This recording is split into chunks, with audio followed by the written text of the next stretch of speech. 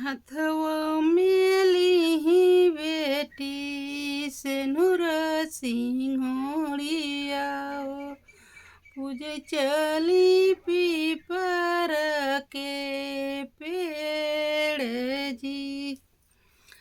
हथवा मेली बेटी सेनुर सिंहोड़िया हो पूजे चली पीपर के पेड़ जी। पूजी के बेटी जब घर के लवटली हो बाबा देवरिया के ठाड़।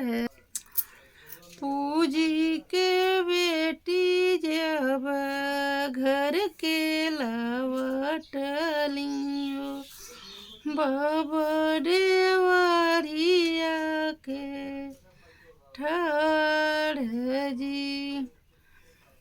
काऊ तू पूजू बेटी काऊ माँ नायू दे तू न हम से बताई जी। काऊ तू पूजू बेटी काऊ मनायू दे तू न हम से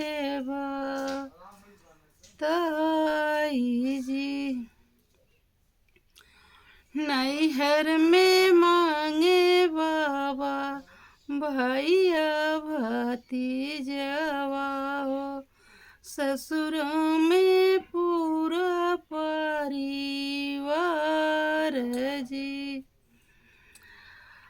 हथवा मेली बेटी सेनुर सिंहोड़िया हो पूजे चली पीपर के पेड़ जी।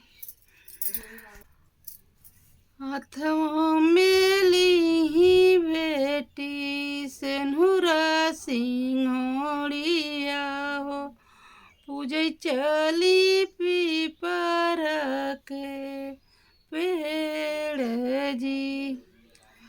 पूजी के बेटी जब घर के लवटली हो चाचा देवरिया के ठाड़ जी। पूजी के बेटी जब घर के लवटली हो चाचा देवरिया के ठाड़ जी। काऊ तू पूजू बेटी काऊ मनायू हो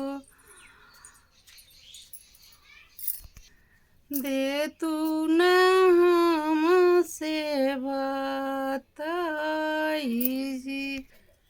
काऊ तू पूजू बेटी काऊ मनायू हो दे तू न हम से बताई जी।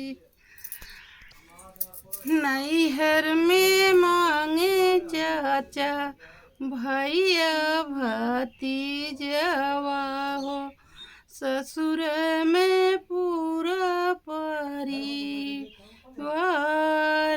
जी। नैहर में मांगे चाचा भैया भतीजवा हो ससुर में पूरा परिवार